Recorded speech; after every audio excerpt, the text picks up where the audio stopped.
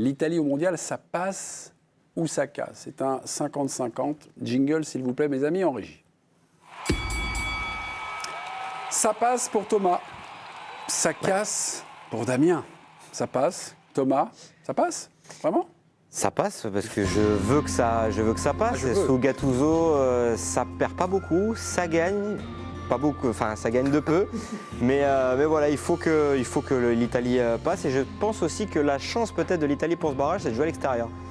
D'être loin de ce public, d'avoir une chape de plomb peut-être différente au-dessus de l'épaule. C'est un petit stade, je pense que ça peut être à l'avantage de l'Italie bizarrement sur ce duel. Il y a quand même des joueurs globalement qui composent ce 11 qui sont au-dessus de la Bosnie, donc j'ai envie d'y croire pour une fois à l'Italie. On ira faire un petit tour sur ce stade magnifique, typique, qui sent un peu le traquenard. Ça casse pour vous? C'est un stade tout petit, qui pue le traquenard. Et on a bien vu sur ces dernières échéances, à chaque fois que ça sentait le traquenard, que ce soit contre la Macédoine du Nord ou contre la Suède, l'Italie n'avait pas les ressources pour éviter le piège.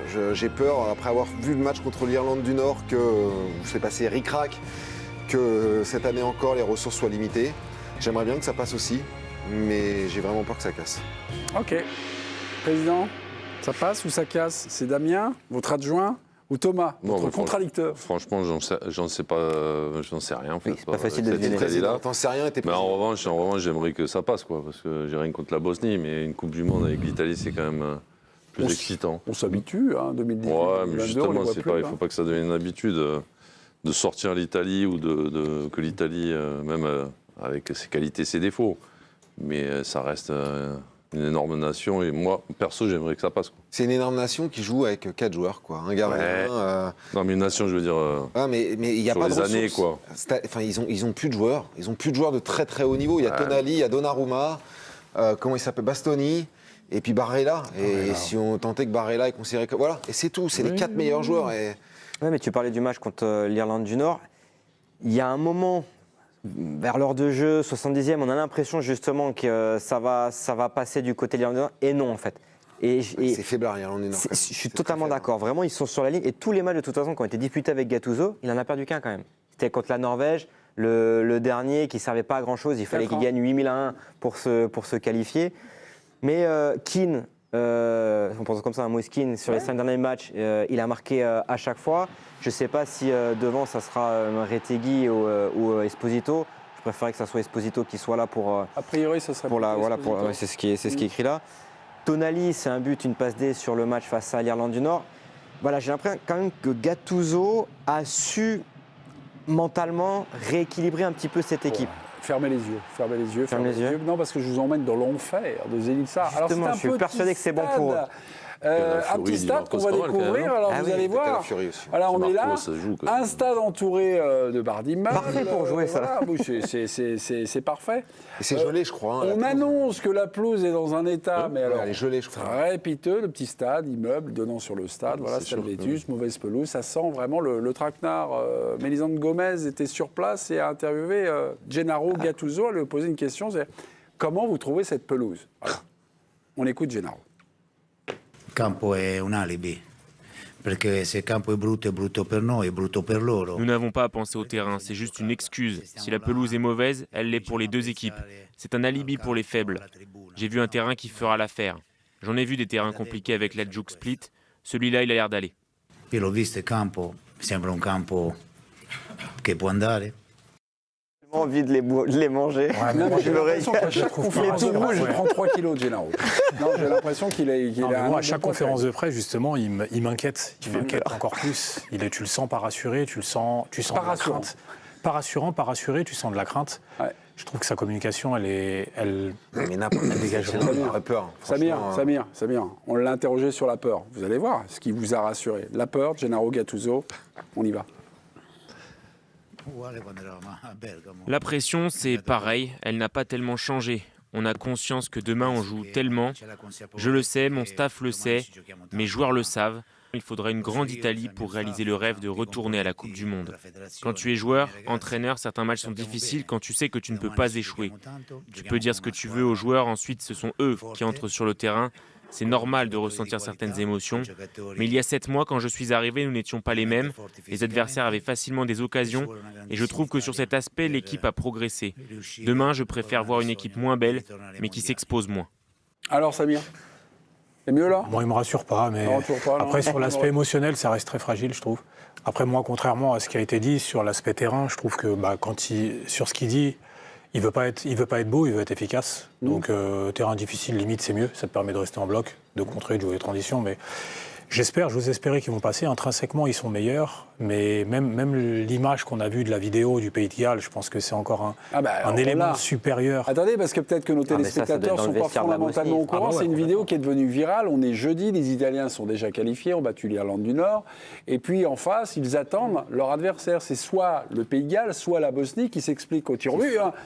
On voit au moment donc Vicario et puis il y a Di Marco qui font ça. Ouais, et là, ça a été abondamment commenté. Est-ce qu'ils étaient contents d'éviter les Gallois ou contents de jouer contre la Bosnie? Alors ça, personne ne le sait parce qu'il y a des vidéos d'excuses. Enfin, bon, voilà.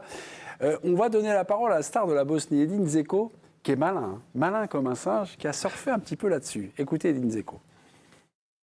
Sicuramente se hanno paura di giocare a Galles vuol dire che qualcosa non funziona e che forse dobbiamo vedere anche in questo modo che loro questa partita forse possono soffrire tanto perché si giocano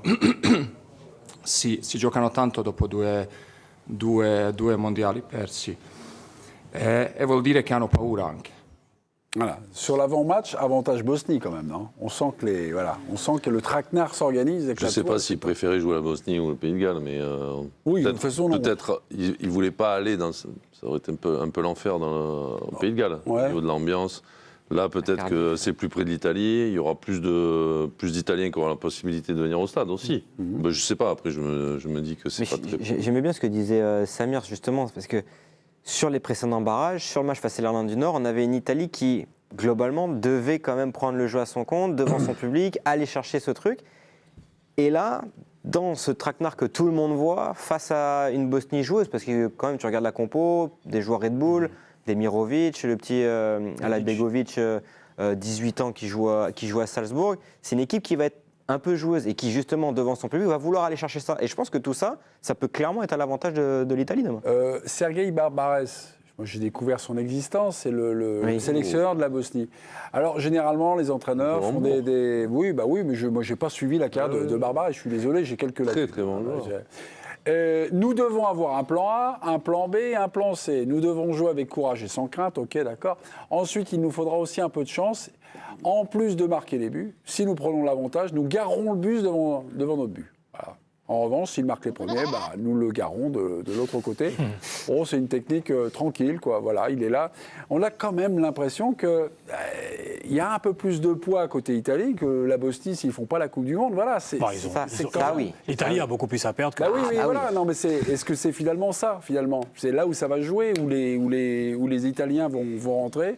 Et ils vont jouer avec ça, avec les traumas de 2018, avec les traumas de 2022. On parlait de l'excès de confiance tout à l'heure pour les Bleus. Je crois que c'est un excès de pessimisme qui guette les Italiens, un excès de défiance.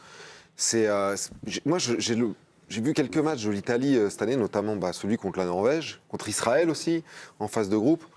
Un match qu'ils ont gagné, que les Italiens ont gagné, mais qui n'était pas du tout maîtrisé.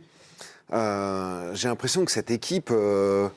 est sujet à des émotions plus ou moins fortes qui les laissent pas complètement indemnes qui laissent pas cette équipe et ni les joueurs indemnes quand ils sont sur le terrain.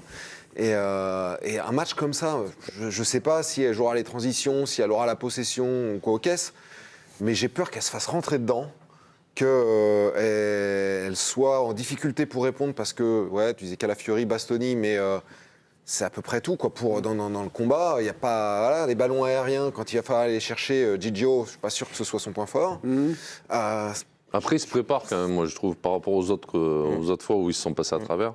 Je trouve que là, depuis que Gattuso est arrivé, ils savaient qu'ils allaient passer par les barrages. Oui. Donc je pense qu'ils sont quand même en un mode différent de... Il y a 8 ans ou 4 ans où ça arrivait presque... Alors peut-être pas il y a 4 ans, mais il y a 8 ans, ça leur est tombé dessus comme ça, quoi. Voilà. Là, moi, je pense que mentalement, ils sont un peu plus prêts pour aller au combat, à se dire, il y a un truc. Johan, quand tu vois la posture qu'ils prennent, justement, ils se mettent dans la position du faible, en disant, quand on voit la communication, le prochain tour, c'est l'Everest. Moi, j'ai été, vendredi, on en a parlé. Ils se sont mis justement dans la position du faible pour, comme tu dis, je pense, essayer justement de se... Samir, vous reprenez espoir. Ce côté. J'ai l'impression que on parle... Non, moi, j'ai quand même confiance, mais je trouve qu'il y a beaucoup d'aspects qui font peur. Après, j'ai confiance intrinsèquement. Après, c'est quand même un pays de foot, vraiment. Et puis, les gens, ils doivent leur faire sentir qu'il n'est pas 3 fois, quoi. Ouais. Donc, tu dois avoir une pression de fou. Non. 2-3 petites choses à vous dire. Sur le site L'Équipe, il y a un magnifique documentaire d'Adrien Courouble, où participe d'ailleurs Mélisande Gomez, sur le drame des barrages, 2017 et puis 2021. Et puis demain, c'est spécial barrage de la zone Europe. Donc, il y a Bosnie-Italie, Suède-Pologne, Kosovo-Turquie, République tchèque, contre le Danemark. Ça, c'est les autres affiches. Vous allez pouvoir tout suivre en direct et en clair sur la chaîne L'Équipe. Le parc à vendre. Ah, pardon. Ça passe? Un petit peu. Oui, mais c'est au C'est ric-rac, comme l'Italie demain. Mais c'est là où les barrages, où ces matchs-là, ces barrages-là, c'est génial. Quand on aime le foot, ces matchs-là, regardez. Demain, ça va être génial.